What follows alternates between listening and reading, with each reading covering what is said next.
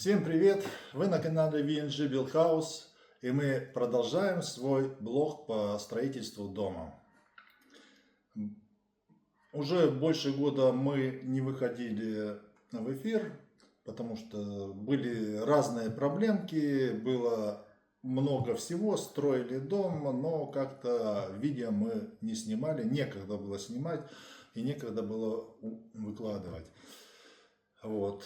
А в этом видео я хочу поговорить о том, что в этом доме мы уже практически проживаем около 2 лет. Сперва построили мансарду, точнее не построили, а сделали мансарду и жили на 3-м этаже, но продолжали обустраивать 1-й и 2-й этаж. Все слышали про преимущества каркасного дома: энергоэффективность, быстрота строительства и экономичность. Так ли это? Ну, здесь очень сложно сказать. Даже с учетом того, что мы сами строили дом, он нам обошелся в очень хорошую копеечку, особенно в последнее время. Присоединяйтесь к нашему каналу, чтобы не пропустить новые видео о жизни в каркасном доме и интересные темы. А мы начнем сегодня с сердца дома, с бойлерной. Наш дом мы проектировали сами, а происходило это так. Купили участок, хотим построить дом. Какой дом? Хотелось бы воплотить очень много наших желаний и представлений о доме. Ну какой дом? Ну чтобы большой, просторный, 3 этажа, много спален, сауна и бассейн обязательно. Жена очень хотела бассейн, я тоже хотел. Конечно, из чего же будем строить? Ну, будем строить мы из монолита и пеноблоков. Так мы думали поначалу. Но решили и решили. Заказали проект дома, его нам сделали. 420 квадратных метров. А потом начали считать деньги, сколько нужно нам, чтобы построить такой дом. А тут еще пандемия началась, и пошло-поехало. Мы прослезились. Потом решили построить по-быстрому каркасный дом поменьше. Уже 2 этажа на 160 метров и пока что без бассейна. Сами сделали проект, всем понравился и приступили к строительству. Ну и как всегда начались хотелки. Хотелки очень сильно увеличили смету и нарушили качество проекта. Дом планировался без мансарды, 2 этажа и 2-скатная крыша. Самый простой дом. Но когда подняли стены на 2 этажа, подумали, а почему бы не сделать крышу жилой, сделать мансарду. Сказано, сделано. Но на 3-й этаж нужно как-то подниматься. На чердак выход предусматривался через люк по выдвижной лестнице. Решили так и оставить. Получался выход на 3-й этаж по выдвижной лестнице. Потом стало ясно, что мансарда нам нужна для проживания, и выдвижная лестница для мансарды не подойдет. Нужна стационарная лестница. А для нее нужно больше пространства, нужны площадки. В общем, получилось, что получилось. Лестница стала уже и круче. Итак, на сегодняшний день у нас получилась вот такая вот лестница. Она еще до конца не доделана, еще не обделана нормальным деревом. Здесь впереди сразу начинается с нормальных ступеней, а потом идут ступени гусиный шаг. И так лестница идет до 3-го этажа, гусиный шаг. А все из-за того, что мы сделали дополнительную площадку, чтобы попасть на 3-й этаж. Мы насмотрелись роликов и начитались советов в интернете типа Forum House и решили сделать все на электричестве. Дом каркасный, энергосберегающий, сами укладывали утеплитель. По идее должно быть тепло, и платить за это тепло нужно всего копейки. А вот досмотрите видео до конца, и вы узнаете, сколько же нам приходится платить за обогрев нашего дома площадью 200 квадратных метров. Но вот зимние счета за электричество нас совсем не порадовали. С декабря 2022 года в районе 20 тысяч за месяц мы платили за электричество. Было зимой холодно, точнее было прошлой, позапрошлой зимой холодно. В декабре-январе морозы достигали 15-20, а то и 25 градусов мороза. У нас был установлен электрический бойлер на 100 литров и циркуляционный насос для подогрева теплого пола в ванных комнатах на первом и втором этаже. Плюс масляный обогреватель на каждом этаже. А еще, кроме этого, мы пробросили трубу теплого пола по первому этажу, чтобы больше отдавалось тепла. И дом лучше прогревался. Мы грели не только дом, но и подсобку в сарае электричеством. Кроме того, у нас работает еще 4 дренажных насоса с разной интенсивностью. А вот с насосами вообще была беда. Они установлены последовательно на перекачку и довольно часто выходят из строя. И если вовремя не заметить, то насос может работать на себя, перекачивая воду по кругу, и не отключаться, что периодически происходило. А это с одного насоса порядка 30 киловатт в сутки.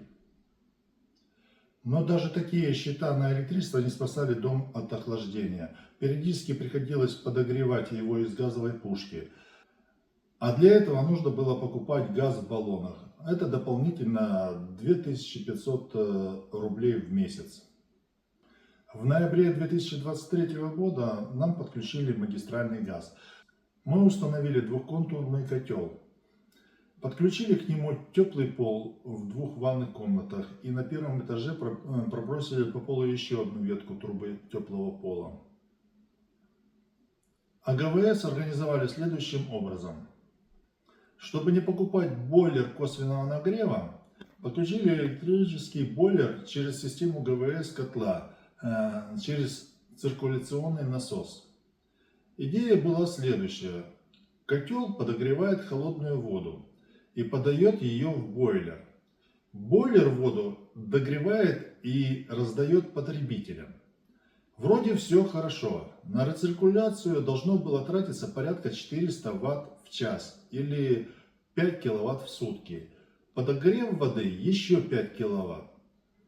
Итого всего электричества порядка 10 киловатт в сутки на бойлер. Это приемлемо. Но, как всегда, дьявол кроется в деталях.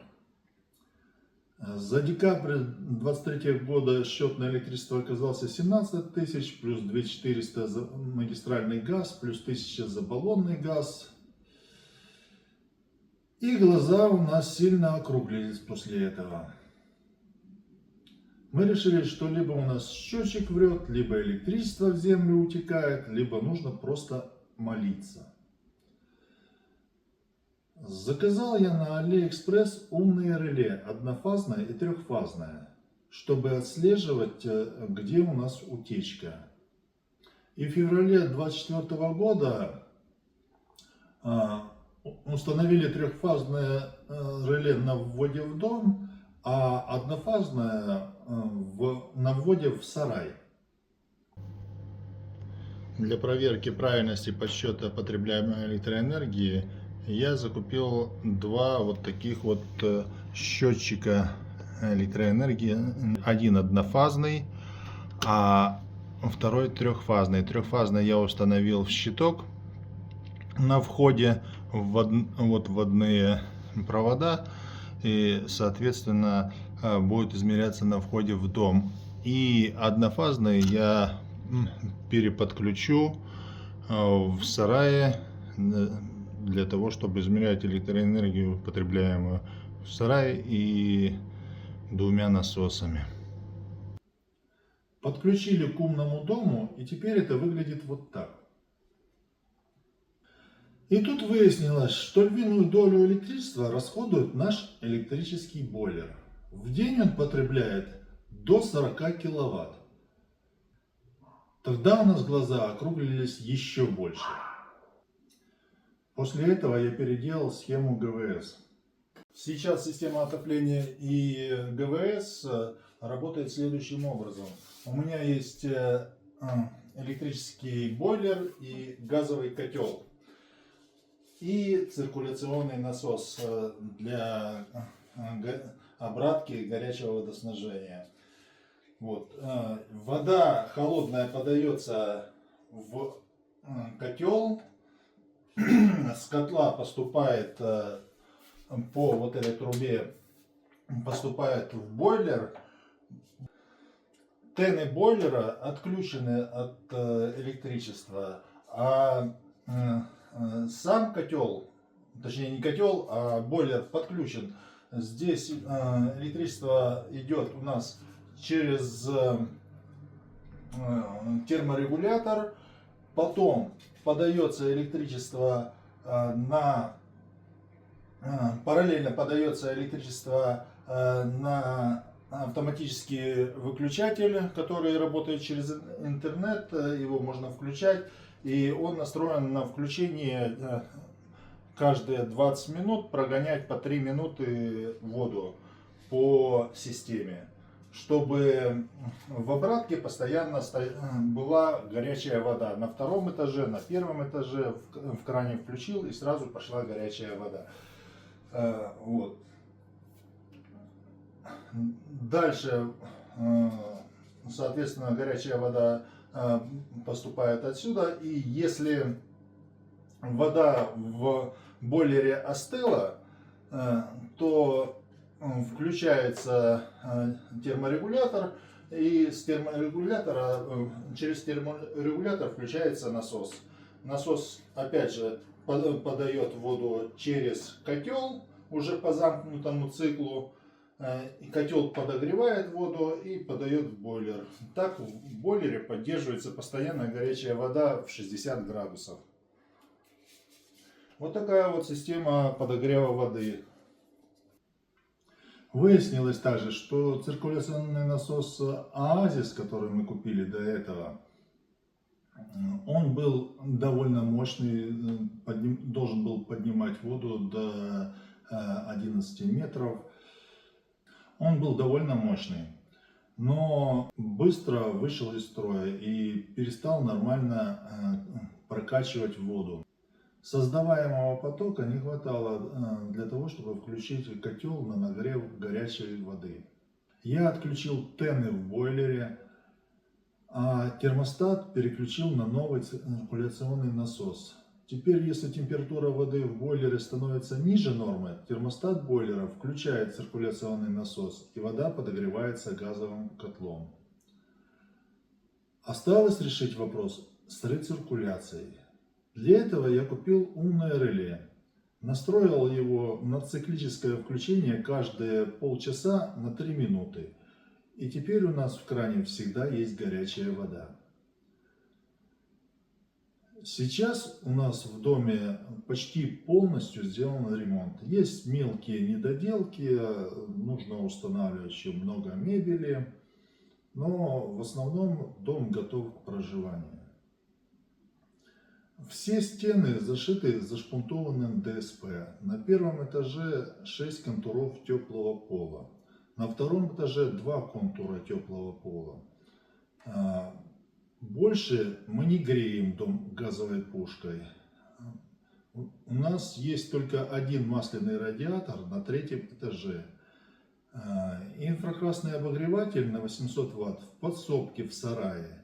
Инфракрасный обогреватель на 1000 Вт в столярке и включается только когда я там работаю. Система водоподготовки работает, ну и 4 дренажных насоса. Сейчас вы на экране видите таблицу с нашими затратами на электричество и газ с марта 2024 года по февраль 2025 года.